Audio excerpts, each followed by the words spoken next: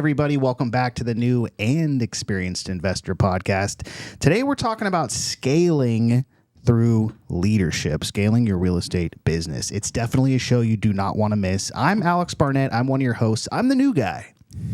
And I'm Joe Holmes. That makes me the experienced guy. Yes. And today we have an amazing guest. I'm super excited. He's a speaker, business mentor, and all around amazing man. Before we bring him on, let's just remind everybody about our upcoming meetup really quick.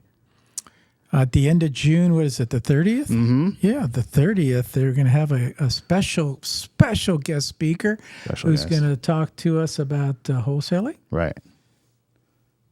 Is that you? Oh, my God. Yeah, it is me. Oh, wow. Okay. I thought Alex is going to be talking to us about wholesaling and how he started and how he got his first quick deal. Yep. And where he's at today. Where I'm at today. I have a beautiful wife. I'm living by the beach. Yeah. I'm rich. Everything worked out. Hammett is in his life. Hammett is in That's his just where I life. make my money. And then I come back over the mountain. Okay. Do it. But I always like to remind you guys, this is a live show. Please share it far and wide with any new or experienced investor in your life and jump in the chat. We have an amazing guest here. You have full access to us for the next hour. So get in there, ask the questions, and get them answered. It's definitely one of our favorite parts of the show. Wait a minute. A whole hour, I'm not getting lunch or coffee? I know. I tricked you into that. So Man. I owe you something, Wow. definitely. It's all for the views, Joe. It's all for the views. Okay. You're addicted to the views. Before we launch into the show, let's give our 2 tips of the week. Go ahead, start us off. I don't know what are we tipping about? It's scaling. Okay, you know wholesaling. what? Let's talk about the tip. Okay. Let's get started. Let's put one foot in front of the other and get started. There we go. That's my tip. Okay. Get started. Do there you something. go. Get started. Yep. And then I would say if you're going to scale, if you have, oh shoot. I'm just going to let Andreas talk about that. Okay. I'm going to let Andreas talk about that. So just don't worry about that tip right now. We'll get to it. But let's go ahead, stop screwing around. Let's bring our guest in. Andreas Pettersson, welcome to the show. Thank you very much for being here. Thank you so much for having me. I love the energy here. Yeah, awesome. Cool. Why don't you go ahead and introduce yourself to the audience? Kind of like what were you doing before you got into real estate, what you're doing now? Absolutely. I'll look in the camera for doing this. Yeah. I've been a corporate executive for over a decade. Last 7 years, I was a CEO of a tech company owned by Canon Group. I exited out of it successfully 1st of November last year.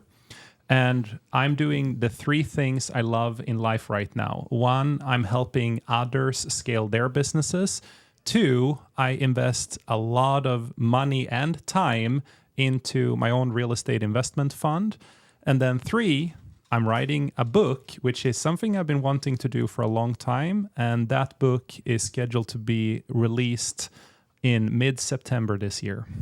Nice. Okay. Other than that, I speak Swinglish, so Swedish English. Okay. So if you don't understand something or if I'm not clear, just let me know. I'll clear it up. Coming in loud and clear. Loud and clear. Yeah, love that. Okay. To be a CEO of a tech company, do you need to be over 6 foot?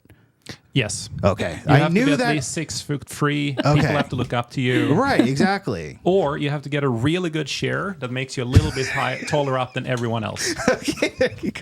And never come back around the desk so they don't know. Perfect. Okay, awesome. So, so you mentioned you're running it, or you started and you're running your own fund. What sort of investments are you guys? First of all, I have my own personal real estate as well. I have multifamily, single family up in LA. Okay. We started out doing that.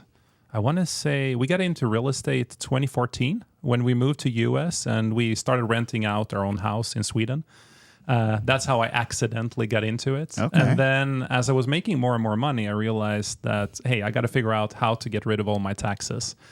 And then we started buying other properties here in US 2019, up to, I want to say, 1.5 years ago. where we realized that because of the interest rates and they were starting to come up, the market was changing. It just got really hard to get the returns. We started the fund. We started a fund, Leapfrog Funds, with Brenda Jones, that you have had as a guest here as well. Love Brenda. And we were looking at multifamily in all different states for, I want to say, almost 12 months. And underwrote, I'm not kidding, like 20, 30 deals a month. Could not find something that worked in the last year. And we pivoted into RV parks earlier this year. Yeah. And I saw that it's just now like doing a grand opening and you guys added a bunch of pads to it. It looks insane. Yeah. You should go check out the website. Yeah. We put a lot of really cool photos, videos there. INESspring.com. Right. What we did is we bought a park. It was a pretty cool deal. It was seller financed combined with sub 2. Combined interest rate was closer to 3% interest only for 7 years. Amazing. Nice. Bought it with 54 pads. The one we bought end of March, 54 pads, adding an additional 25 pads. And we've been we converted a 3,000 square foot barnuminium that was a primary residence before into an Airbnb, and a lot of other work. Yeah. I feel like... Sorry, this is not a mobile home trailer park. Thank you. Please describe exactly what it is. We have people on vacation. A mobile home is not always trailer park trash, but this is a destination where people come and they spend time with their family. They get away from having their kids in front of their screens, and they just connect with nature again. Thank you for clarifying that. Yeah, but this is something that they drive in, correct? They drive in, Yes. they bring their own RVs or motorhome, and some of these houses or motorhomes, they are, $1 million basically vehicles, and it's not something that is stationary. Driving over here, I actually got the request. There was a guy who reached out, and he has a tiny home, and he asked, can I put it on your lot for 5 years? Oh. And we're like, yeah, if you pay monthly rent, or monthly fee, why not? Wow. Now, I know you're not from the U.S., you're from Sweden, so you may not know, when I was growing up, my dad had a motorhome. We used to go all over, but we would stay at KOA campgrounds. Have you ever heard of them? Yes. Okay. So like KOA campgrounds to me is like, I guess YMCA, middle of the road. yeah. So I'm thinking yours is more luxury, more amenities, more things to do. Absolutely. So there are the standard ones that have barely proper hookups for the RV, and then you have the glamping, which is the other side of the spectrum. Glamping are super luxury. We are somewhere in between. What we have is obviously full hookups, pull-throughs, all of that. And on the amenity, we have it's 24 acres, so it's quite a lot of forest. There is a river. People go there, Leon River. People come there. They go fishing. They go kayaking. And then we have a 250,000-gallon spring-fed pool, which requires a lot of work. Wow. Because it's not a system where it's connected to normal water. It's basically spring water that you pump into the pool. And then we have amenities and everything else. The thing with this park, and one of the reasons why we bought it, it was in mint pristine condition, like really, really well maintained. A lot of love from the owners. The owners or the creators of this park actually created the park during COVID as a way to have people over. They got lonely. They just had their primary house there. Nice. And they started building more and more RV pads, and more people showed up. And yeah, so it's somewhere in between. It's not the glamping, super luxury old golf course or course conversion. But it's not the 1960s, 1970s spiderweb either level. Right. And the visitors that you get, local, in-state, out-of-state, a little bit of everything. A little bit of everything, but it's families. A lot of families, they're typically, you get two people actually. You get people that are retired or that are doing an early retirement or traveling around in US. We get a lot of winter Texans because this is 2 hours east of Dallas. But definitely families. I want to say kids are typically 5 to 10 years old. And a lot of them come in for camaraderie, sitting around a campfire, s'mores, fishing, just being with their kids, basically.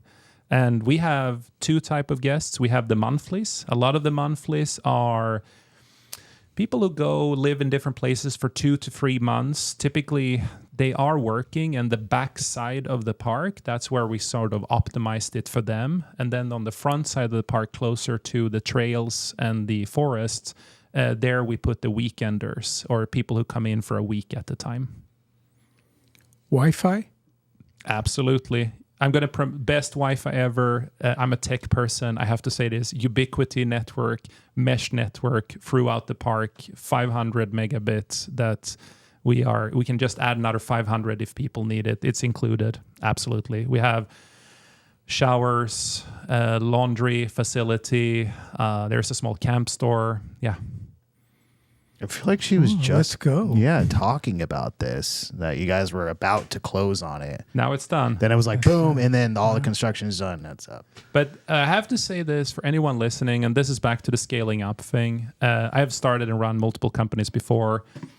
I believe anyone can get into buying an RV park. There's a massive opportunity because of so many people retiring right now. There are boomers that just done it for 30 years. They don't want to do it anymore, but they don't want to pay Uncle Sam a big tax hit. Right. So they want to do seller financed. But with that said, anyone can get into RV park. Just know the main difference between real estate and an RV park is that you're running a service business and you're running an experience business. Mm-hmm. So if you have any background running a restaurant, if you have any background just running any type of service business, I think you're going to kill it if you go into RV parks. It's been 3 months of heavy work. It's kind of like an Airbnb type format. Yeah, that's a good good thing. The beautiful thing, though, is you don't have to clean up too much after the guests. They basically hold their house out of there. Yeah. Got it. Love that. Okay. Let's talk about that. So you've ran and started multiple businesses, and now you're teaching others how to scale. Can you get into some of the things that you teach people on how to scale? Absolutely. So first of all, when I work with people, they typically fear is one of we start inwards basically. And a lot of people, they think about businesses in an organic way and not in a scaling up quick way. And that means they are very much like, what's my next problem? What's my next problem? That's usually when I start working with them. And often it's a mindset problem. So the first 2 to 4 weeks, I spend quite heavy time on what are your fears? Why are you not thinking big enough? What is holding you back? And I loved your tip. Just take one step. Take action. Do something. Action. Just do something. Fear paralyzes people. It does. And typically when I engage with companies or people, actually I have a lot of clients that are in real estate as well, everything from flippers to people who run larger Airbnb, like we're talking hundreds. They often, first we start with that, and then we go into who do they need on the team. Because not only do they have fear of what can go wrong, and they spend so much time being anxious and worrying about that. And once you unlock that, then you get into who do I delegate to? And they often think +1 all the time. So one of the exercises I run with people after 2 to 3 weeks, it is double your business within 12 months. Who do you need? And then we work our way backwards to that. Once people have been able to imagine where they're going, it's so much easier to just get them to take that first step in that direction. Mm-hmm. Then we have to we have to identify who is the key partner. When people hire me, especially if it's businesses that are in tech, software industry, or they've been around for 5 to 10 years, the number one thing people need help with is hiring and firing, often in the reverse order. Someone needs to go. Someone was really good to grow the company linearly into one position, but they're just not the right person to basically take that company into the next level. And They know it. A lot of founders I meet, they absolutely know who needs to go. They just don't have the gut, or they won't want to face their fear to just make the right decision. And often I don't have to tell them; they tell themselves. Like, I just have to sit there and listen. And then after I hear the story about how they have known that they had to fire someone for a year, then I'm like, and why haven't you done it? No, oh yeah, you're right. No, why? I need to know why. Like, what is holding you back? And then when I asked why, the classical consultancy thing, when I asked why 5 times, they gave me the true answer. And that's when you see that's why. I'm like, okay, so do it. Right. You're fired. No, I'm here to stay. It's like Kitchen Nightmares. I will keep producer, but you're out. You ever seen Kitchen Nightmares? It's like Gordon Ramsay comes in. He's like, what's going on? It's usually like one guy, and they're like, I've had this cook here for 15 years. He's like, he's costing you millions of dollars. And then they fire him that night. And everything turns in great. Yeah. And then the third step. Well, except for the cook. Well, yeah, he'll get on. He's fine. He'll get on? Yeah. Okay. I love this expression. I love when I don't like firing people. It's never fun. It always leaves a scar. But when there is always a great job for you out there, it just don't happen to be at this spot. That's a good one. I like that. Yeah. That is. There's a great spot for you. No, it's right I here. love But that it's you not see- here. I'm not leaving. I am not leaving. I'm practicing. You got to practice, right? Yeah. No. You got to practice. No way. You got to practice. Practice makes perfect. But last step, often what I help people with is, so first, let's figure out internally how you think, why you think the way you do about certain things. Second is, do you have the right team? Do you know how to delegate properly? Are we going quick enough, or can we go faster? Then the third thing is just mapping out a strategy, a 5-year strategy, a 3-year strategy with them. And then I hold them sort of through that 4 to 6 months. And then I back off, because I don't want to become the crutch. Some people that do business advisory, leadership advisory, they do everything they can to latch on like a leech for years. I hated that myself, and I don't want to be a crutch for them. So I want to teach them how they self-correct themselves and then just go faster and faster. Yeah. Nice. That's great. I mean, we've gone through different iterations of hiring. I mean, it's always been VAs. But then I'm like banging my head against the wall, because instead of doing real estate deals, now I'm training VAs and trying to get them to do, and then I just get frustrated. So I know it all falls on me, but it just becomes annoying at a certain point. How do you break through that? Don't compromise. Even you can find amazing VAs. I have one right now in the Philippines. She's a freaking rock star. If she lived here, she would be like a chief operating officer at a company somewhere. Wow. She worked with an executive CEO for the last 5 years. Super good. But I probably interviewed 40, 50 people before I settled on her. So do not compromise. You know what an A player is. Don't be like, hey, I just got to get someone in the seat. Let's hire that B player. I can groom them into the role. No, Right. Because when you have the need to hire someone that is very important for the company, go for the right one. Even if it costs you a little bit more. Yeah, but then hire a temporary or an interim. I think we live in a time right now in business where interim is perfect. People who work 1 to 2 days, maybe a week, or fractional. I think the economy of having full-time employees for every role, I think, is gone. Right. Okay. Can you expand on that? I see a great example is chief financial officers. I hope we don't have one here in the room that it's now getting worried. I've been seeing that more. Yeah, fractional CFOs. Yeah. But you can do the same with a lot of different professions. I think COVID enabled this. We did it in our business. Get someone in that is just a freaking rock star. Have them work 1 to 2 days a week. And then when that is done, then you grew super quick, you plateaued, then you hire in the right person to sort of go and take it from there. But in many cases, like I see a lot of fractional chief marketing officer, fractional chief financial officers, fractional HR or chief people officer. I don't see a reason to hire full-time anymore as you needed before. Sure, if you're 500 people and a large company, different story. But if you're less than 50, no, it's absolutely overkill. I see some startups that higher number 3 to 5 is a CFO. I'm like, no, don't do that. Waste money.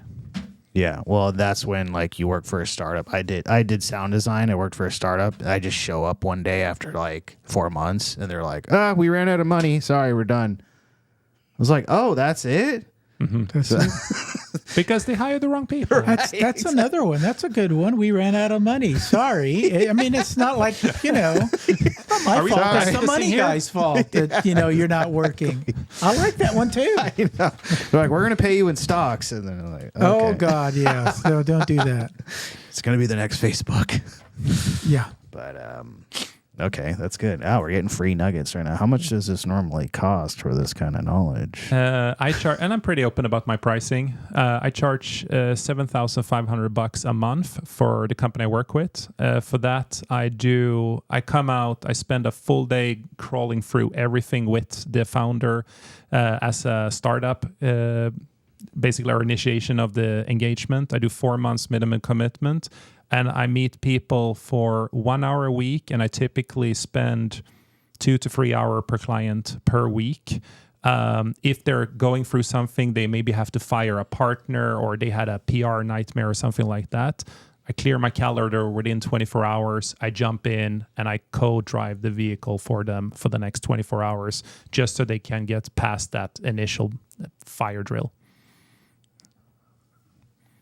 PR nightmare. I'm curious what the PR nightmare is. I'm looking at you. Yeah. Am I a PR nightmare? I mean, first thing I saw when I walked in here was a Cybertruck sign, so I can guess what it is. Exactly. Yeah. Joe I'm a marketing genius. Joe starts off every meetup with, I hope I don't offend you. Or no, I'm not meaning to offend you, but ... I never say that.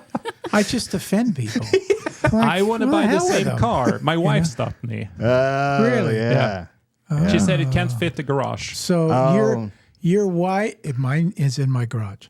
That's right. He measured it before. Oh, so yeah. he made sure. It's in my garage. I was out there measuring. There was no way. Oh, no. Mine's in my garage. Yeah. Absolutely. Well, yeah. Different size garages. So we know who the CEO of your family is. My wife. Your wife. No discussion. So you're Okay. the CFO. 1,000%. Yeah. Okay. And she's born in Sweden, but she's half Serbian, and that means she has a good temper. God. Yeah. Half Serbian, half Romanian. So I'm staying away. Like there's no discussion. That's just, no words need to be said. That's just a look. Yeah. And you're like, back. Yeah. I back bring down. in the money, she spends them. That's the rule. That's it. I mean, that's a classic setup. We know a Romanian. Mm-hmm. Okay. Very, very nice guy. Very well spoken. He was doing real estate for a while. We also do property management. We were having some difficulty evicting a tenant. And he goes, in Romania, you would not have any difficulties.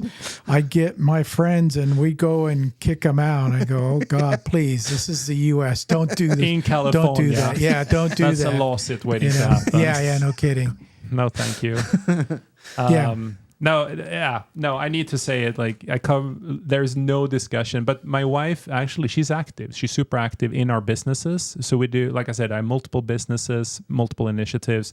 She runs all the numbers. She is as a COO, basically, for a lot of our and different things. We do a lot of investments ourselves as well into other people's deals as well. Just here the last few months, I probably lended close to $500,000 in bridge debt to people who do pad splits. Oh, nice. Cool. We're doing that. Yeah. I didn't know. Talk to me. Okay, perfect. So, I mean, you in your bio, you mentioned you walked away from a 7-figure salary just to go after your passion. Now, was she on board with that, or what was that discussion like? I love you. No, that was a long discussion. Okay. When we merged the company we merged in with a much larger company. We were about 150 people. The other company was 2,500 or 2,000 people. We were asked, all the executives were asked to stay for 2 years, 50% increase, basically. I should maybe not say that. But we were asked to stay. I had a moment where I was like, I've been busting my ass for years. I graduated 2007, but even during my 4.5 years bachelor master studies, I worked 40-hour weeks during I studied basically. And I have never taken more than a week vacation in the summertime. And this was, I'm turning 45 this year, and I just felt, okay, if I'm going to have an opportunity to do what I love to do, which is helping others, and I have been coaching and mentoring women and people of diversity for the last 1.5 decade, especially after I moved to US and I saw how freaking unequal it was in the top of these companies. It's like only white men in the top of the company. I'm fully aware what I am, but it was just, I was brought up to like see past all of that and look for the uniqueness in every single person. But anyway, I was doing it pro bono for many years. I am not dodging your question. That's okay. Yeah. She knows that passion. And we have enough money where it was like, okay, let's just take a year, do what you're passionate about. And if you can do other things that still produces not maybe the same level, but enough for us to be comfortable, I'll support you. But it was hard, like walking away from healthcare insurances, good pension plans. There's a lot of things. When you've been a CEO for 7 years and you founded it, you get access to a lot of people. You get access to a lot of networks, to a lot of free things. And it's been a different lifestyle. I mean, I'm used to flying business. Now I'm like, oh, is there a Spirit seat in the back? Or a Frontier? And I'm like, I'm thinking about it now way more than I used to. I still don't always do that. But you get my point. It's like, I'm very conscious about money. I haven't thought about it for years. So yeah, it was a hell of a discussion. Yeah. I mean, but that's why you guys make a good team, you know? And I'm going to say she won. Yeah, of course. Because she allowed me. Exactly. There you go. And I strongly recommend you travel when you're young. I strongly recommend that you travel when you're young. Yeah. You know, I'm actually going on a cruise with my grandson here in a couple of months, and that'll be very close to my 100th cruise. Wow. Where are you going? Yeah, Alaska. Oh, that's on my bucket list. I haven't done that one. Oh, I've done it like 8 times or whatever. But is it amazing? It is amazing. Every time you go up there. Yeah. I mean, I was born here in the U.S. and, you know, the U.S. bird is the eagle. And where do you find them? In Alaska. Yeah. I literally open up the balcony door, look out, and there's a bunch of eagles there just looking back at you. It is amazing. That's someplace you need to go. Yeah, I love it. Mm-hmm. It's on my bucket list, and I agree. You should travel. You should. I traveled a lot in my 20s and early 30s, especially with work. I had 1 year. I did 5 laps around the world in 1 year, but that was a different story. Now I have kids. They're 8, 10, and 12, and now it's the prime time to be traveling. So I'm with you. No grandkids yet. I like that you looked at me and used the word young, by the way. Thank you. I like it. Yeah. I've got kids your age. Yeah. We had an opportunity to go to Hawaii on a deal, but that fell apart, and it started out where Alex and I were just going by ourselves, but then producer got involved and said, "You ain't going to Hawaii without me." So yeah. Yeah, it's an unspoken rule. Why did it go south? The deal. Oh, it was going to be a co-living property. So it was 15 beds, 5 bath, already built out. But because it was kind of a hodgepodge of previous multifamily into one big house, getting funding for it was kind of tough. And the sellers would not entertain seller finance because they were in their 90s and they were getting divorced. Ah, yeah. Okay. So we tried every which way, but... That's on my bucket list. I want to have a boutique hotel one day, actually, on Hawaii. Yep. Yeah. Wow, you got a big bucket. Beautiful. I do. Yeah. You do. You got to. Life is long if you know how to use it, and I know how to use it. Okay. That's right. Now, one thing I want to ask you, when you're specifically with real estate investors that come to you and they're looking to scale, you get into real estate because you're looking for time freedom. That's kind of like the promise that every guru gives you. invest early. Bullshit. Yeah, exactly. I was going to say, I never told him that. No, but it's like, every book's like invest early, you're going to retire by the time 3 years in, then you get into the business and oh my God, you're spending so many hours, looking for deals. So you kind of have to love it. Where do you see, I guess, the people that come to you? What are they looking for? Are they looking for time freedom? Is that why they're trying to scale, or is it always monetary? 50-50. Half of them they're running I'm thinking of one client now specifically. She does both real estate and she also owns other businesses. For sure, she wants to spend time with her kids. With her is like, how do I build a succession plan and how do I hire someone I can trust to basically keep running what I've been doing. I want to work 1 day a week, or I want to I can come in and work 2 half days. But over the next 12 months, she want to get to a point where she only sits on a board and shows up every quarter. That's not an easy process. When people are at that level, they are giving up a piece of their identity, and their work is their identity. So, yeah, if she's listening, she can do it, but she has to change quite a lot to get there. Other people, absolutely, they have been grinding in real estate, and all the gurus have been telling them get rich quick scheme. By the way, buy my masterclass, buy my book, and invest in my fund. That's sort of the spiel they're giving people. They have been trying that for 3 years. They ended up owning a few single family, maybe a multifamily, maybe another half business, half restaurant, real estate type of thing. And then they I tried everything. I listened to this person and did that. I listened to this person that did that and this. And I'm like, okay, you have differentiated, like you have spread yourself thin. You can't master all these things at once. Pick one lane, master it, and then move to the next one. I see so many people that are shiny object syndrome. They just have acquired everything from, I'm not kidding, I turned this person down, so I feel okay saying it. But it was like Airbnbs to I want to do boutique hotels to I own 2 businesses. Oh, assistant living. I had an opportunity, so I partnered up with someone. It's like, oh, but I don't have time for my 2 daughters. I'm like, yeah, you think? Yeah, right.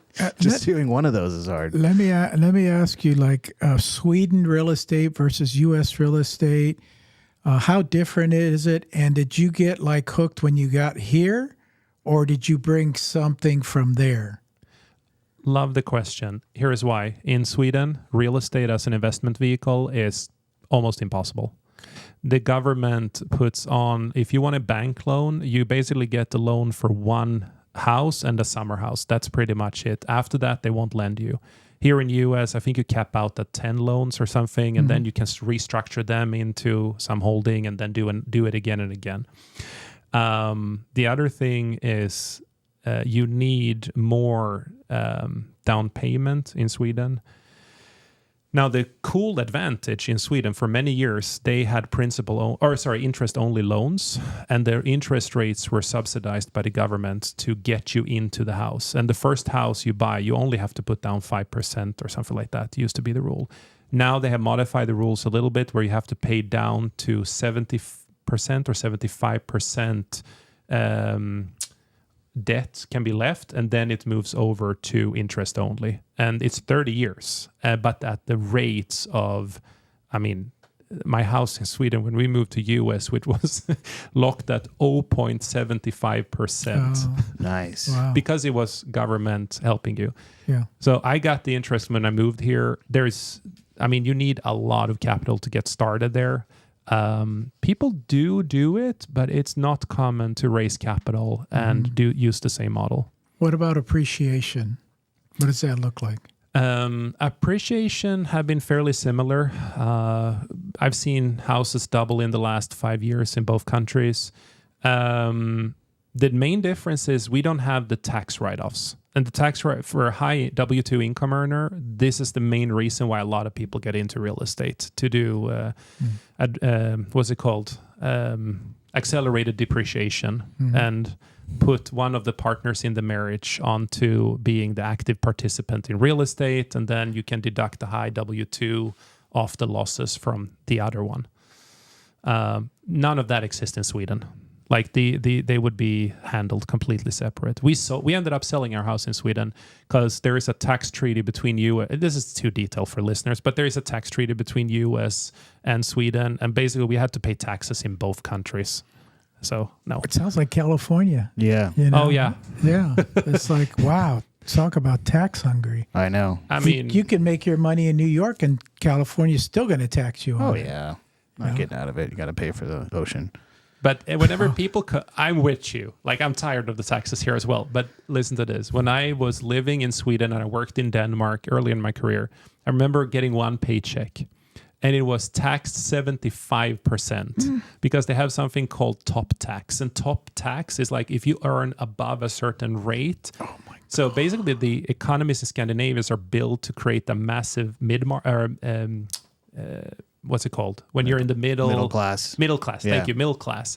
While here in US, it's not built around that. Right. Well, I was going to say in the Abbott documentary, they basically said they were making so much money, but like the Swedish government was taking like 80% of it. Yeah. So they had to I've constantly been be to touring. that museum. Yeah, in Stockholm. Yes, I've been there. What do you feel? Is that like, Can are I see is that photos of you shameful? dancing there? No, No? Two dancing no, queen. I don't do dancing. It's amazing. Did you go to the Vasa Museum as well? No, The big ship? No? no. We were on the hop on, hop off bus, and they went by, and then we stopped and went in. You know, because like everybody knows ABBA, right? Yeah. Oh, God, yeah. Yeah, Ace of Base or ABBA? yeah. Which one? ABBA. Yes. Good answer. That is correct. I still grew up in the 90s. But Right, no. I know. No, you can't touch ABBA. You can't. But anywho, yeah, I thought that was interesting when they said that. They were like the biggest band in the world, and then they're like, but our government was taking 80%, so we had to constantly be on tour on the grind. But they loved it, so it all worked out. There's a lot of Swedish companies where this is the cool part actually with the high taxes. You can get away from it if you give your employees a lot of the profit instead of paying taxes. So when Minecraft was a Swedish invention. When that was sold to Microsoft, the founder actually gave away millions of dollars to the employees just so he could avoid the taxes. God bless him. Yeah, I bet you the employees really liked him. Yeah. Nice. Well, and that's why everybody points to Sweden as why we're bad as far as our whole economy.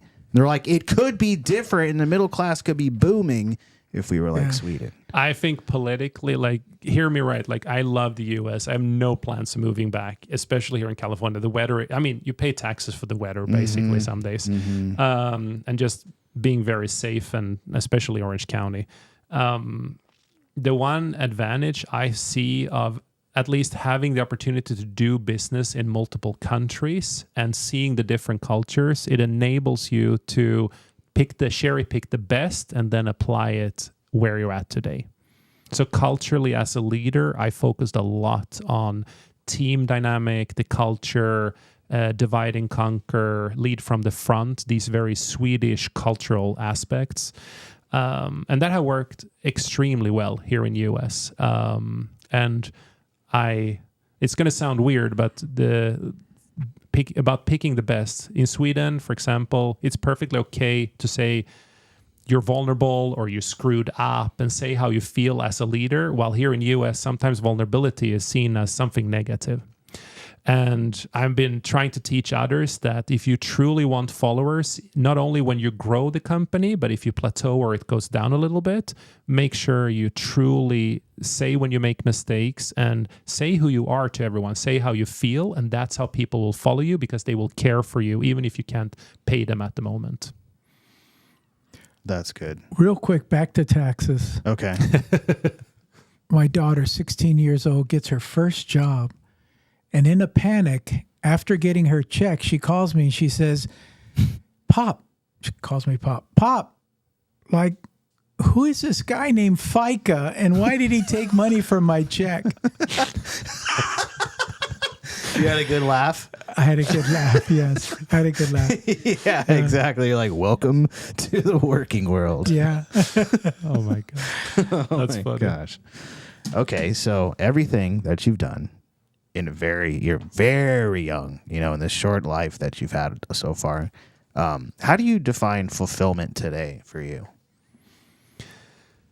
It shifted. It has shifted over the last few years. Fulfillment for me, I mean, you know how it goes when you're, depending on what you believe in, the priority for a lot of people, especially now that you're mid-40s, is religion, spiritualism, God. Number 2 is family, health, and then friends, family, blah, blah, blah, other outside of the core family. And then money. But I would say money was something I was way more focused on before. Now I'm fulfilled more when, for example, let's say I have a client who has been really struggling to overcome something mentally, or they have just didn't pull the trigger on something they should have done years ago.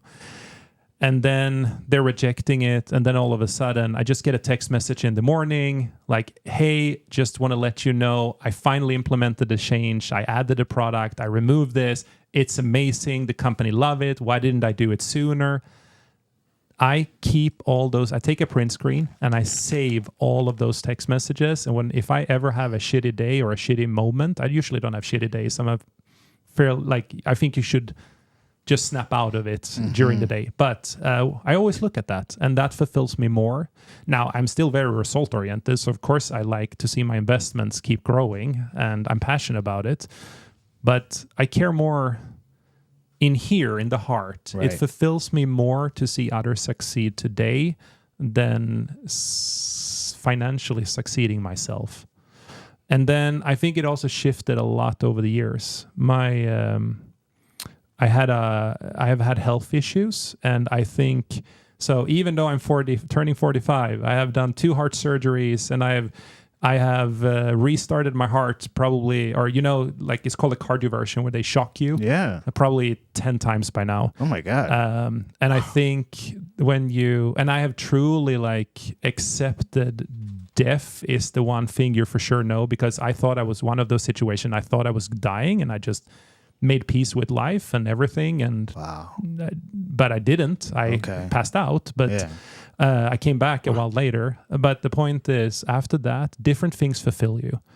And I get joy from very, very different things. I wake up happy every single day to be alive. I didn't used to do that. That's great. So there's a whole story around that as well. Yeah, when you get to be my age, that's how you think. Here you wake up another day. Oh, yes. Thank God. No, but I'm not. It is like that. I wake up and I'm literally like, I'm alive. Yeah. And today's going to be amazing. That's the first thing every morning. Doesn't care how tired I am, what I've been doing, how much work I have to do. That's the mindset. It's like, I'm alive. Like, screw everything else. Wow. Let's go on another cruise. Yeah, exactly. Let's live a little. Let's live a little. Yeah, and you're so right. Like, when you, it's probably true when people come to you, they're in their business every day. They can't see the holes. And then they explain like this one thing to you, and you're like, oh, it's just that and that. That happened actually at the latest this Monday. They're like, oh, no, it's that. No, the person just asked me, can you sit in on a meeting? And I'm like, yeah, I'll sit in on your management meeting. And what ended up happening was, I was about to say, should I keep talking? Yeah, We're good keep with talking. the technology? Yeah, keep going. Yeah. We have technical difficulties every once in a while, but yeah, keep going. You're good. So I go into a meeting in the morning, or she asked me to join her management meeting. I'm sitting there and I'm listening to how they're talking about it. And I don't want to say exactly what it was because you could maybe figure out who this is. And I just go, have you thought about doing this? You're seeing it the wrong way. And the whole room was like, first, like, what are you talking about? Some people were fighting me. And then the CEO goes like, why haven't I seen this? Yeah. Like, this is so obvious. And you're in the gut. You can't see the trees for the forest type of thing all the time, or the other way around. Yeah. It is so common. I worked with, when I was a CEO and an executive, like I said, for a long time, I had always 3 mentors, coaches, advisors. I had one that was very leadership focused, one that was very business and sales focused, and then I had one that was very mindset focused. And by having those 3 and having them for a long time, I would never have got to the point where I'm at today if it wasn't for other people. I mean, I meet people, I always tell them, you can live 70 to 90 years old physically, You can get 70 to 90 years of experience, or you can try to accumulate 1,000-year experience in your lifetime. The difference is you got to get it from other people. You can't just live it yourself. Right. And when you realize that, that's like a quick hack to quickly making a life change. Well, how do you deal with the fact that there are so many fake gurus trying to pull you in and just extract your money, basically? Quit listening to Well, him. I know, but you can also find the right mentor. Like I found Joe. He didn't ask for a dime except for lunch. That's it. I hope it was an expensive lunch. No, he took me Did to you Carl's realize Jr. what you took on? He took me to Carl's Jr. The big Carls. That's what you were. Carl. Back then it was Yeah. $2.99 too. The times Yeah. are different. We were It's like there $8. the other day, weren't we not? Because he asked me, where do you want to go? And I go, You're know not me, gonna I like love it. Carl's Jr. I do. I love Carl's. So He's like, you're not burger. going to like we it. went to Carl's, I had a big Carl's, a double. It's double big Carls. We splurged. Yeah. We would have never gone if I I know. was there. True. But Yeah. I guess my point is, how do you become not cynical? And when someone, I don't know, how do you find the right person? I guess. I'm in some are good. I have to say that some of the networks or the communities, they're actually good. Others are very scammy. I can think of a few where they're bringing in people we'll teach you how to raise capital for your real estate, but they don't really teach you how to raise capital. All they do is educate you enough to understand sort of the terminology, and then they go, by the way, you should go raise only capital from me in my fund. How you deal with it? I always ask for references. And then after that, I network my way around other people who is not maybe the spokesperson that they pointed to. You can go to Facebook, other Facebook groups. You can just search their name. And if there is a bunch of people who are saying it's a scam, it's a waste of money, don't do it. As that simple. I think education in many cases in these groups are good, but you're paying a premium for something you can read in a book. Local networks are typically better that are not selling something, like local meetups. But please shop around, ask a lot before you join them. But like I said, there are good ones as well that I personally am part of today, and they're fully legit, and they don't ask for, there was a fee to get in, Right. but they don't ask me to put in money. Oh, exactly. And I don't mind paying for somebody's time, especially if you're going to level up in your business, especially for one-on-one time.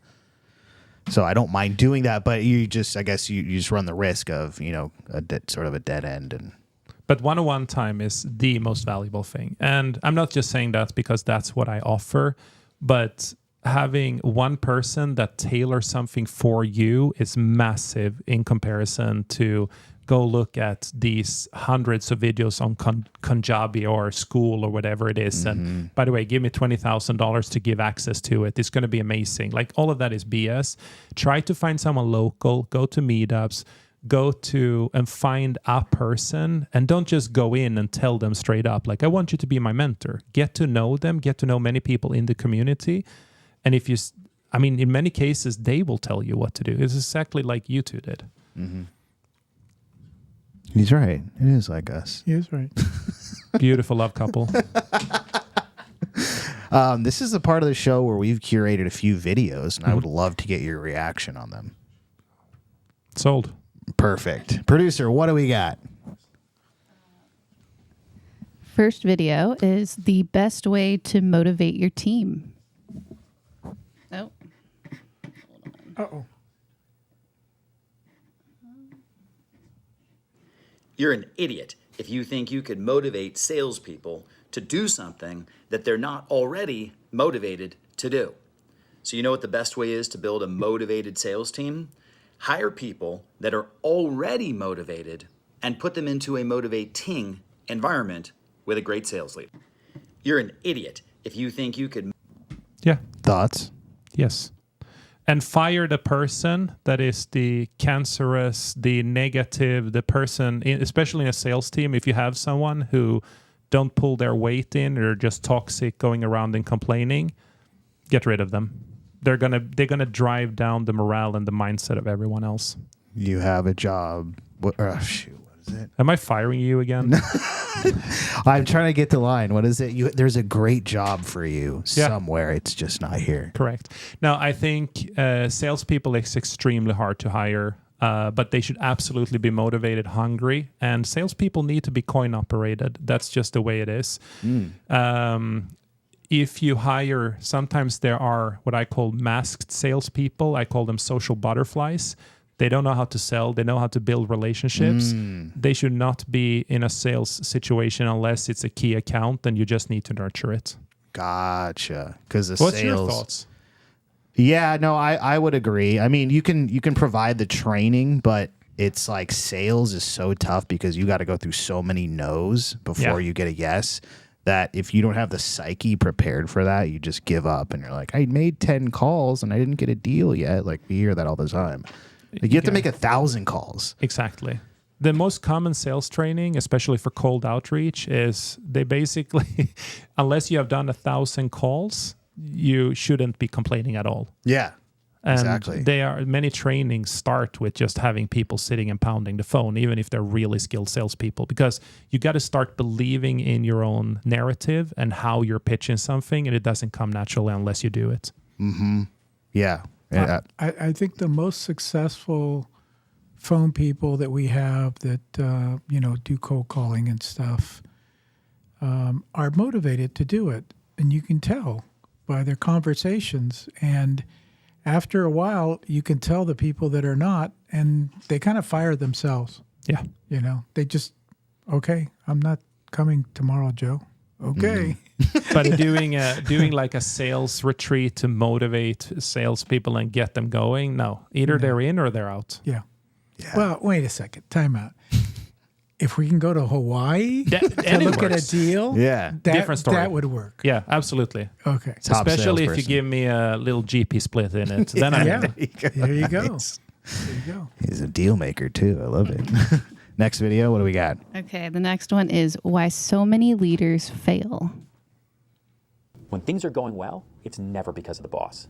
When things are going poorly, it's only because of the boss. Everyone wants to be the boss until you get punched in the face. The Mike Tyson quote is, everyone has a plan until you get punched in the mouth. It's the same for wanting to be the boss. Everyone wants to be the CEO. Anyone who's ever worked for someone else says to yourself, I could do this job, I could do her job, I could be a better boss.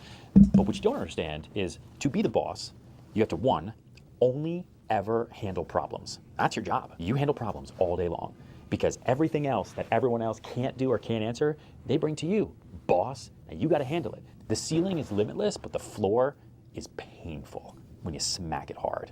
This market that we're going into right now, we're going to see who is really cut out to be a boss in their company, in their industry. And I think a lot of people are going to experience some brutal failure. When things are... Ooh. Deep, but true. Being a CEO and a boss. First of all, I'm not always subscribing to the whole leader versus boss versus manager, but let's just say they're all the same. Okay. For simplicity, here in US, everything is good and bad, and people say a leader is something good and a boss is something bad. Like I think bullshit. Sometimes you need to be a leader, sometimes you need to be a boss, sometimes you need to be a manager. That's just the way it is. I think it's a job that doesn't always give you gratitude. It's a job where absolutely when things are going great, I do believe it's because of the team. It's the team's execution. It's you. But what you have done as a boss, as a CEO, as a leader is growing people create growing organizations.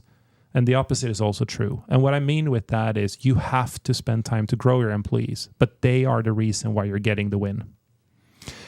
When shit goes bad or when things happens, you got to, as a leader, as a boss, step in and say, I'll take a responsibility. That's why resilience training is so incredibly important. I'm a big Stoicism philosophy. I love that. Daily Stoic, everyone should look at that.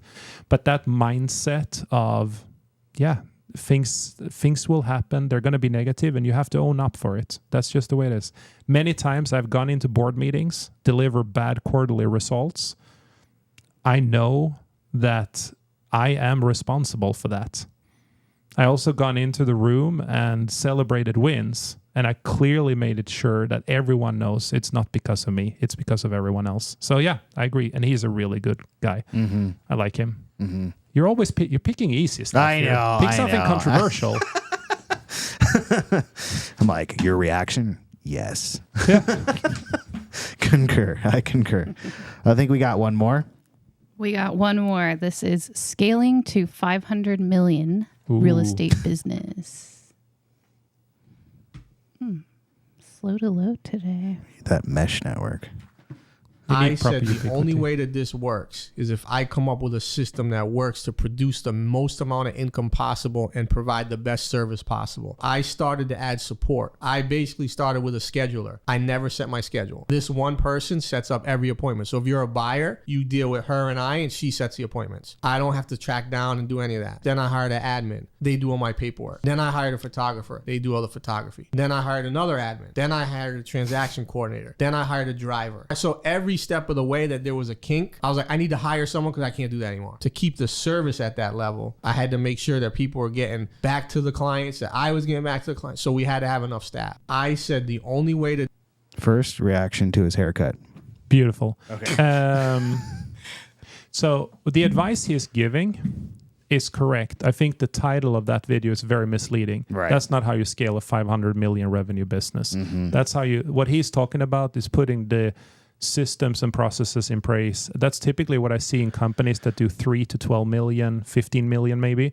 But when you get past that, you need to scale leaders that scales other people, basically. It becomes, you move from a process system perspective, which is what he's talking about. He's talking about individual contributors.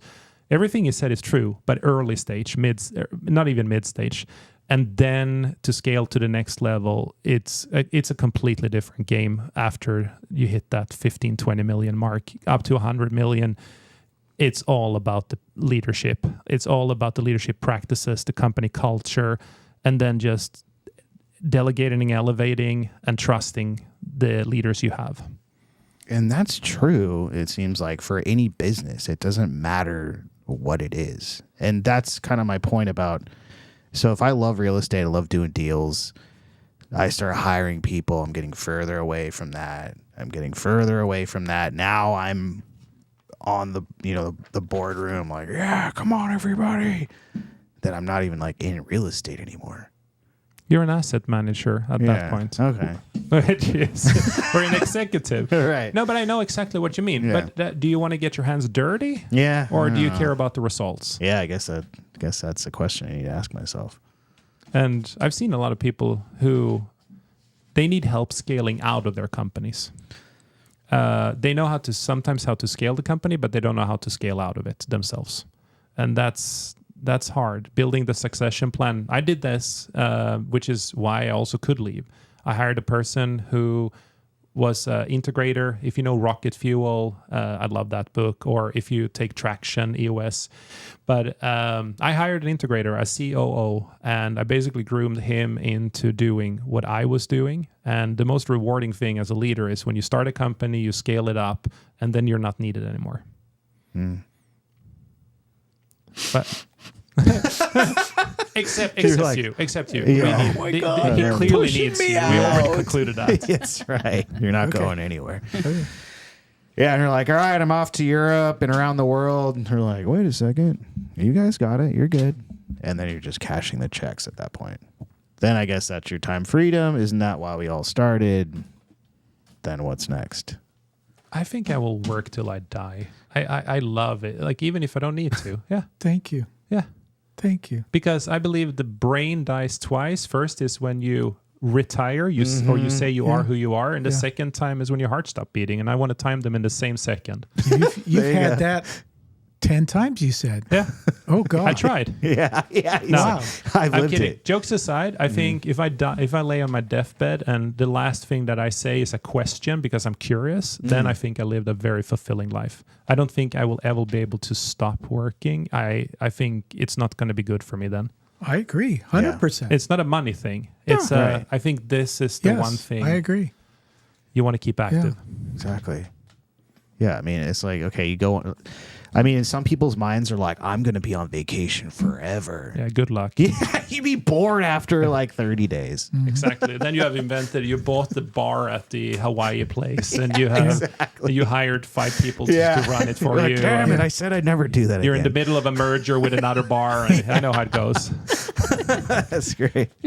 I mean, what do you do for hobbies? What do you do to unwind? Family time. My 3 boys, 8, 10, 12. Nice. I have 3 things I can do to sort of slow down my brain. Number 1 is obviously exercise, which everyone should do. I believe in healthy body, healthy mind. The second thing used to be golf until I messed up my back a little bit. Every golfer screws up their back sooner or later, but I don't have time for it either. I don't prioritize it. So it's family, and family is the best one. It's the one that makes me absolutely in the moment, no cell phone, just love it. Yeah. Why are We're working on it. He's looking pretty aggressive over there. I'm worried now what's going on. What? We're working on that. Family. We're working on that F. Family. Faith. I told them I'm Family. getting old. Like, I'd like to see a child one of these days. From you two. Right. Yeah. It's happening. They're like It's my happening. kids. My kids, they're your age. When did you get married? How old were you? 30. Yeah. See, like my kids are the same. It's like I was married at 22, and in my generation, everybody was literally married right out of high school, 18. I waited a long time. Yeah. When are we getting married? My wife, when are we getting married? I'm 22 already. I never understand that, actually. I for me, it's so hard to understand that concept of marrying young, because when your frontal cortex of your brain is still developing to you're like 23 to 25 years old, you don't even know who you are. Like They didn't know that back then. No, they didn't know No. that back then. True. No. When I got married, my mother-in-law pulled me aside. She goes, "You're an old soul. Have you ever heard that before?" Yeah. She told me I was an old soul. So my brain was fully developed when I got believe married. it. And I knew my daughter's the same way. I knew where I was going, what I needed to do, what I needed to accomplish. And that's why it took me 3 years before I got married, because I wanted to have a good job, stable, all the stuff that people tell you about, and a house. So we had all that. And here we are today. There we go. Yeah. Beautiful. You still have that house. Still in the house. And it cash flows like crazy. Awesome. Well, this was very eye-opening, and I appreciate you making the time for us. How can people reach out to you if they want to get more information about your services, deals, anything like that? Best way, Instagram, Andreas the CEO. I also have a website, leadersadapt.com. I answer all the DMs I get on Instagram, so often I get people reaching out asking me for business advice, and I do spend the time actually answering them. Wow. I leave voice memos. It's Oh the my quickest way gosh. because I can do it when I'm driving. That's insane. What's Instagram?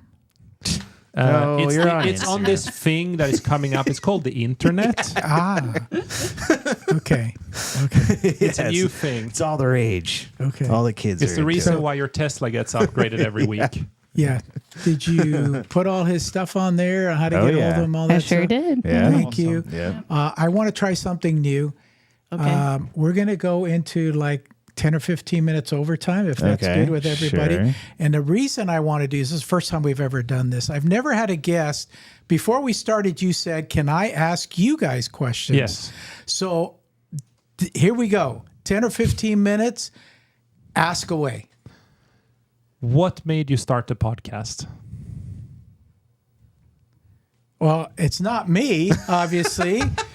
It was I you. would say it initially started as just more content that we could chop up and share. But now it's evolved into when people come on and give their story and their perspective, it's directly affecting like our careers. For example, I had a deal. I couldn't figure out what to do with the probate situation. A guy came in. He's like, oh, you should just do adverse possession where you just take it over. Now I did that. Now we're turning it into a cash flowing property. And then I had another buddy come in, or not even a buddy, just somebody that I met the first time when they came on the podcast. A few capital raising tips, boom, raised capital for some flips. So now you drop some knowledge today. I'm going to go implement that. So now it's turning into just straight meeting people, growing the network. So that's what it is. But initially started as just a content thing. Yeah, and on the same token, I'm actually meeting with somebody for lunch on Friday who reached out and wants to learn how to do an assumption of a loan on a property. And it's like the only time we've ever talked about it is here on the podcast, or he does some Instagram stuff for me as well. So, that was like literally a social media lead that we ended up getting. That's amazing. So it's like almost, it's directly correlated with business, but it's also a mentorship, basically. Mm-hmm. Yeah. Super smart. What has been the most frustrating part with doing, you said you had done 50, 60 episodes over the last 2-3 years. What has been the most frustrating part with it? I don't know that we've had any frustrating parts other than we did do an episode once where Donald Trump was here and we were interviewing him, but the producer would not let me post that one.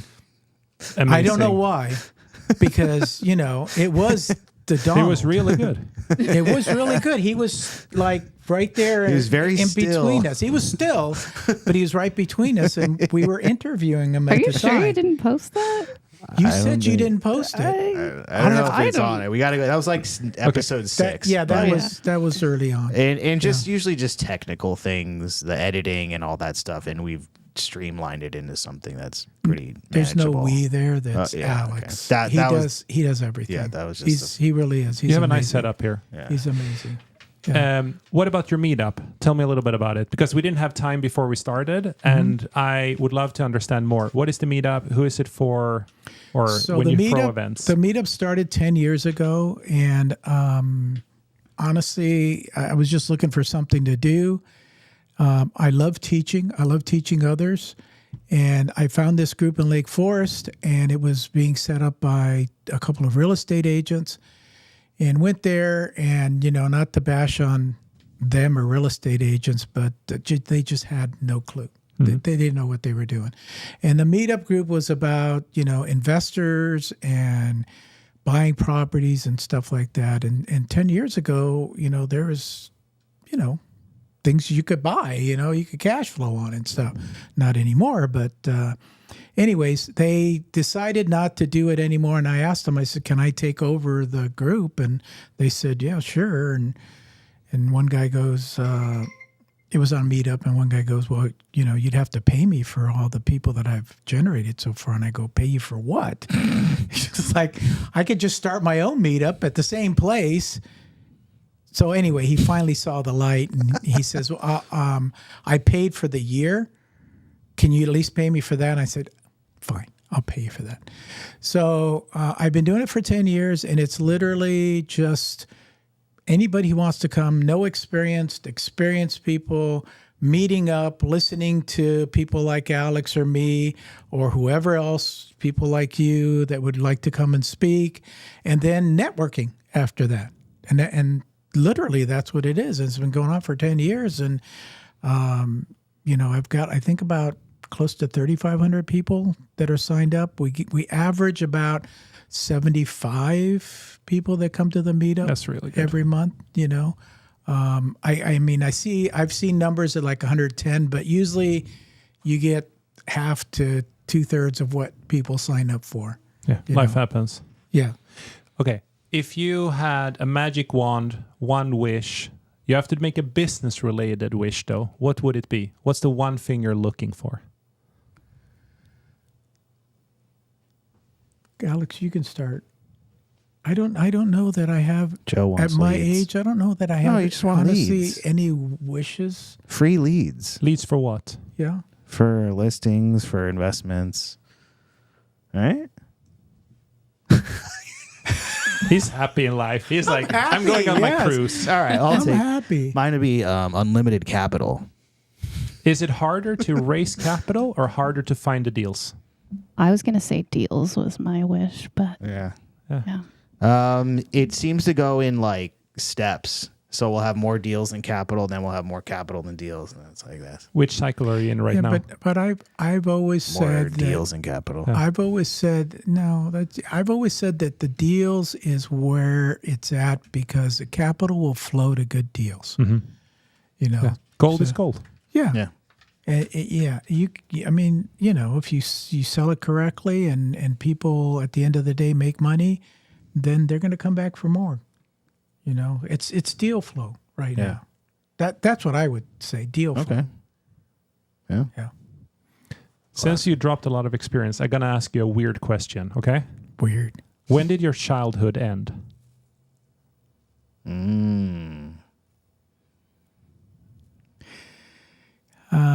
I'm going to say definitely at 18. Oh, Joe. Not legally. Why did you end it? It ended at 18 because, remember, I'm an old soul. I figured out that, oh my God, it's like, I've got to earn an income. You know, I'm looking to hopefully have enough money to buy a place and all that. I had a great childhood, don't get me wrong. I had a wonderful childhood. But 18, it was like, not that I was being forced out or anything like that. Oh my gosh, my mom cried when I left. I left it, I bought my first house when I was 20. So I was at home for a couple of years before I bought my first house. And I'm not a boomerang kid. You know what a boomerang kid is? Yeah, I do. Okay, yeah. I didn't go back home. 18. I would say 18. The reason why I ask, you still have a young mind. Thank you. I try to. Based Yes. on how you told me about like the 100 cruises and everything else. Yeah. That for me is still someone who has the young mindset, but have, how do I say it? Live like a child in the mindset, in a positive, everything is possible, even though they're physically older. I think that's one thing my dad taught me is there is no. There is a solution to everything. Yeah. You just have to figure it out. And he would go to sleep some nights, and we started flipping cars, before I flipped houses. He would, we're trying to figure something out, and he'd wake up the next morning, he goes, Joe, I got it. I go, what do you got? I figured out that problem that we were having last night in my sleep. Like, okay. It's like, okay. Yeah. No, I try to make this office entertaining. Okay. I sometimes I pick on younger people because I love young people. Yeah. I'm looking over there. She's not looking at me. Yeah, I'm looking at. I love picking on young people. She's really good. My son-in-law's assistant agent, whatever you want to, whatever fits. Especially young people, because I'll say something that I grew up with or whatever, and she goes, "What's that?" Yeah, you got to love that. It is. A phone that you were spinning around. Yeah, right. Yeah, yeah. It seems like every day he's like, "You don't know what that is." Yeah, you know what that is. Yeah, what was it the other day? Third degree. Oh yeah. She had never heard what the third degree was. Maybe because you're not from the U.S. Oh yeah, no, Okay, yeah, it's like a police officer interviewing somebody with a bright light, and they're interviewing you, and they're giving you what's called the third degree. Huh? I didn't know that. Yeah. So she didn't know that either, and that's it's just fun. It doesn't make you old. It's it makes you knowledgeable. It's fun. Yeah, it's fun. You get roasted around here. It's okay. That's what I meant. There was a lot of roasting. That's why I was like, I'm curious to see, did the childhood ever end? Yeah. That's true. Ended, maybe the 18 thing. It ended at 18, but it's always there. Yeah. Yes, I agree. It's always there. Yeah. Are you going to continue to pick on me, or are you going to ask him? No, I'm going to ask him a question as well. I just thought it was an twinkle. interesting. Yeah, you got that twinkle in your eye. We wanted to know where it came from. Who was your superhero as a child?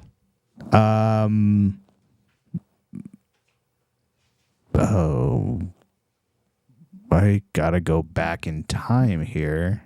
Like Winnie the Pooh. Eeyore. Honestly, I can't remember. It was my dad. Yeah. I love that answer. Do you have kids?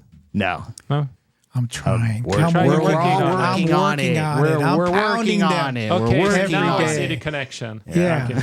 I'm pounding them every day. It's like the clock is ticking. It is. Yeah. I aspire to be that superhero for my kids as well. Yeah. That's why I love that question. Yeah. Yeah. No, it really was. What's the 10 years from now, what's this company like? Oh, well, we all have our own companies, but. What's your company like? What's your Okay, company? fine. Exactly. Dutch it. Yeah.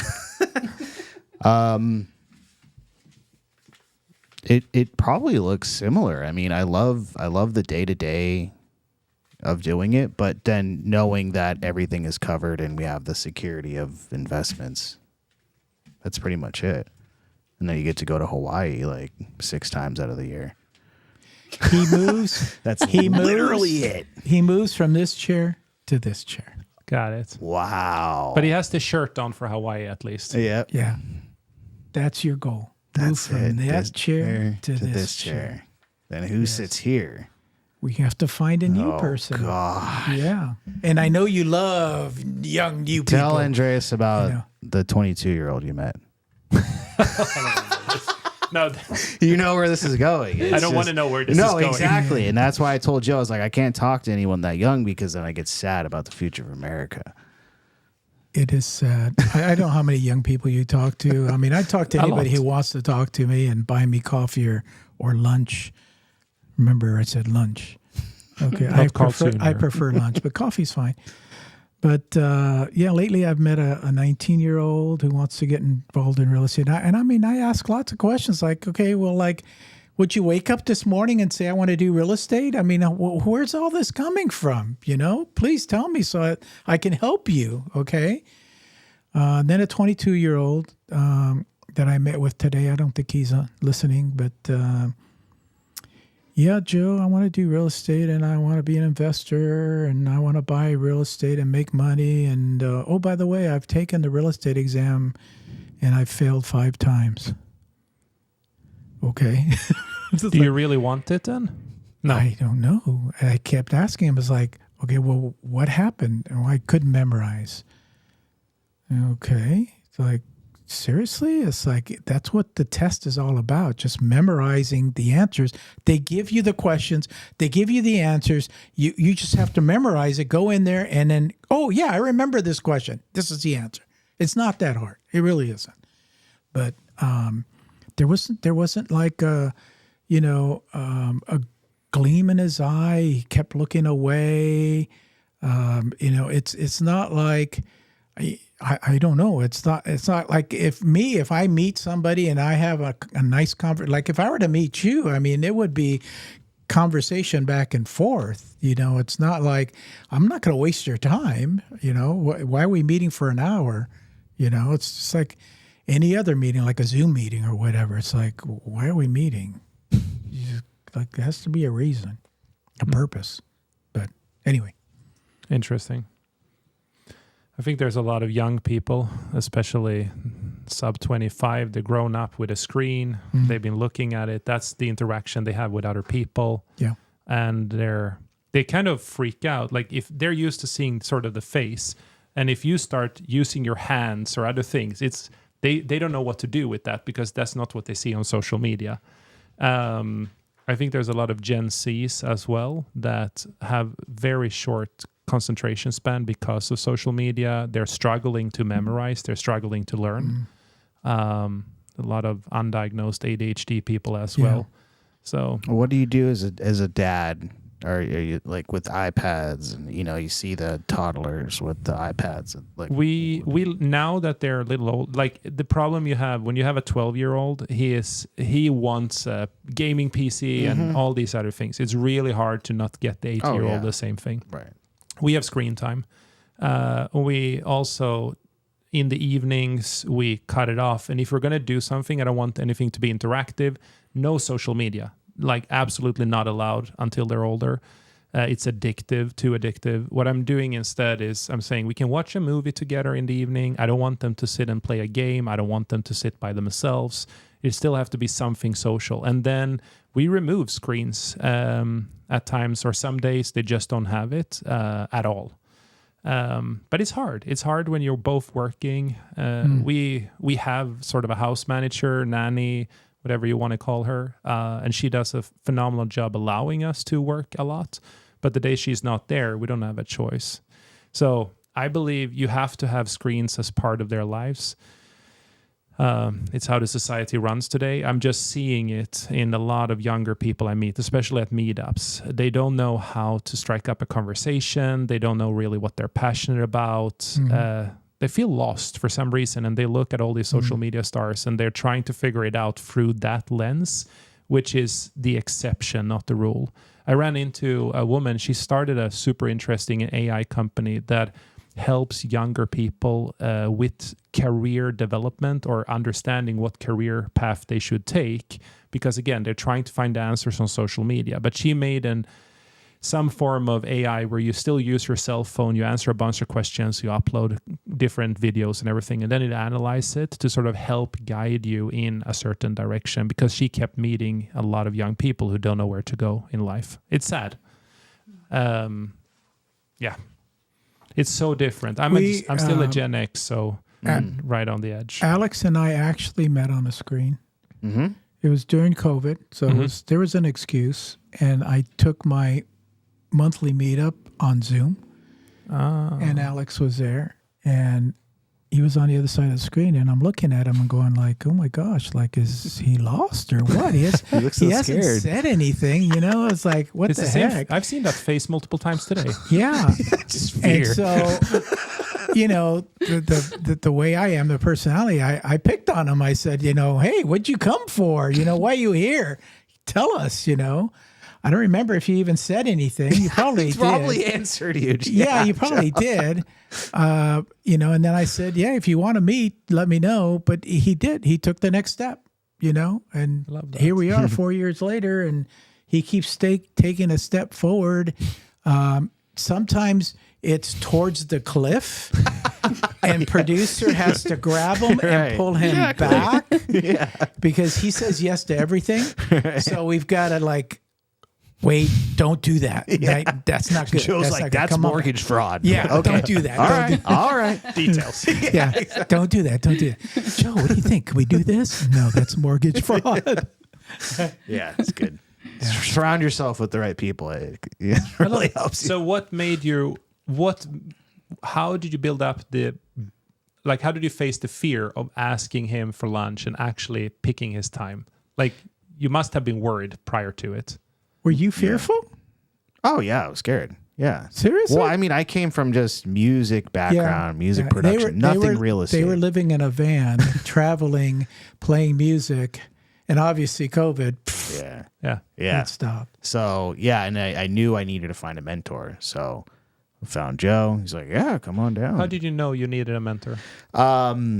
Every book that I was reading so far said that. Then I went to Bigger Pockets. It's just always like, find a mentor, find a mentor, find a mentor. Now, looking back, I wish I would have done that every single thing in my life, you know, find a mentor. But then when it came to this, Joe was nice enough to respond, and then also, you know, give his time.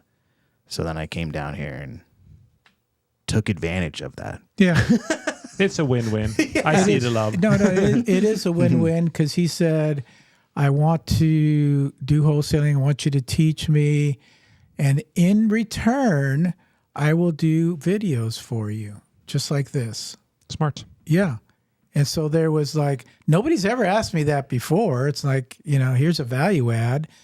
So yeah, it was, and he's still doing it today, and I appreciate it. I mean, he just literally puts me in front of the camera, and you know, I do a Biden thing. There's a teleprompter there, and I just read. And, you know, it's like, "Hello, my name is Joe Holmes." And I've gotten way better than that. Here's my first video. Hi, my name is Joe Holmes, and I'm a realtor, investor. Yeah, right. And what was the other thing you told me? Come on, man. Mentor. Oh yeah, that mentor. You know, so no, I've gotten a lot better since we've been doing this. Yeah, a lot better. Yeah. Yeah. So Fun stuff. anyway, one right. more question. Do you have one more question? If not, then we'll cut it off. Yeah, I mean, What advice would you give me? That's you. I don't know that I would give you any advice other than what am I missing? Travel. And you said you're going to go away for 10 weeks. 10 weeks to Europe this summer, 5 countries. But I would say batch all your podcasts before that, so you're not having to shoot the podcast while you're in Europe with your family and worrying about all that junk. Yeah, I don't think what is the purpose of you doing your podcast? What is that? Two reasons. I am fascinated. So the podcast is going to be called Adapt or Die. And I'm fascinated by change. I'm fascinated by people that are resilient. I'm fascinated by leaders who faced fear, handled rejection over and over again, and still got the result. They just kept going. So when you said just take one step, I'm saying like just keep going, like just keep swimming, but it's like just keep going. And when I met so many founders and CEOs that build businesses, sold them, but they lost a piece of the identity of who they were.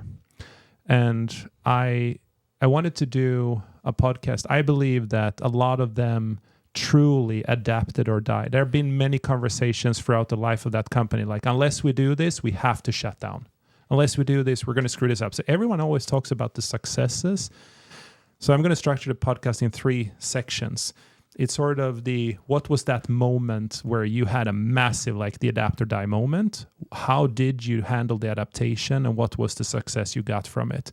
I want to hear that not from we hired this person, everything was great. Like, I want to know it from a psychology perspective. Like, what went through up here?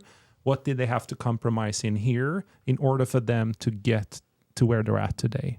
And I'm just curious about it. And I don't want to commit to doing this. I'm writing one book. It's, like I said, it's done in September. That's a very different one. I might write a book about the concept around change and adaptation later this year as well. I'm so fascinated about it. I can't explain why. Are you, and I know we said we're going to end, but you bring up a different, are you into politics at all? I don't care at all. That's wrong. I do care, but I don't have a strong political opinion. Okay. Let me ask, I would be a swing voter if you ask. Let me ask you this way.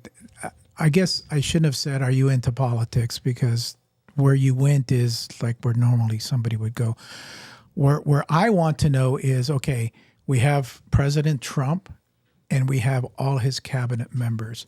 And again, I've lived in this country my whole life and you haven't, but I've never, ever in my lifetime seen people that he has representing him in a cabinet acting the way they are, which is like literally pushing back against these people in the right way. It's like, dude, this is common sense. What, we've had three trials for this guy, and now you're still not letting us, take him out of the country. Like, what's going on?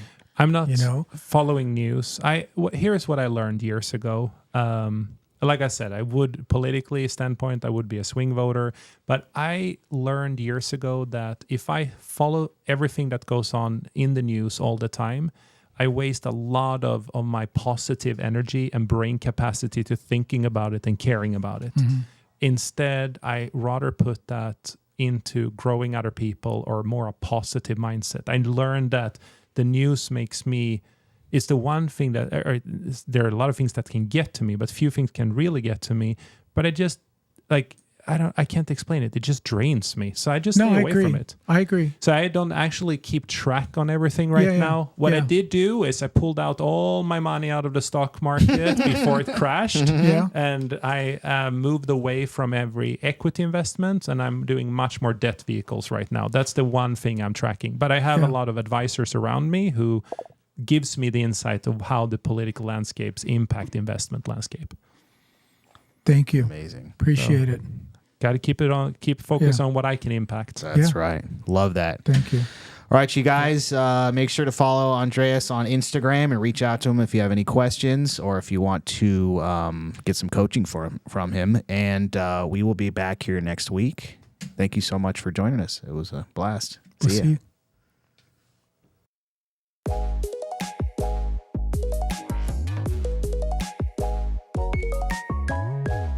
If you want some more advice on real estate investing, reach out to us one-on-one.